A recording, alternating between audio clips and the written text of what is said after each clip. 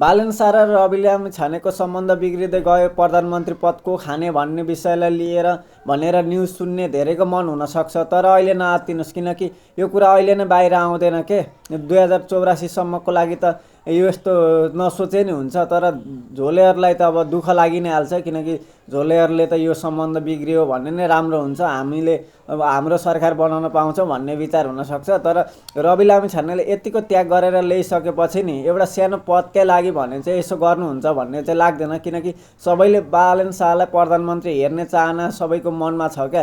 त्यही भएर चाहिँ अहिले बालन शाहलाई प्रधानमन्त्री बनाउनकै लागि भए पनि यतिको मान्छेले बहुमत दिएर नयाँ सरकार बनाउन खोजिरहेको छ भने अब त्यति एउटा सानो कुरालाई लिएर यति ठुलो न्युज आउँछ भन्ने चाहिँ छैन। तर झोलेहरूलाई अब यस्तो न्युज आयो भने झोलेहरूले चाहिँ धेरै खुसी हुन सक्छन्। अब धेरै जसो कुन पार्टीको मान्छेहरू खुसी हुन्छन् त्यो चाहिँ भने मलाई थाहा भएन, थाहा हुनेले कमेन्टमा आएर भन्नु होला है। हुन्छ, हवस् त, धन्यवाद।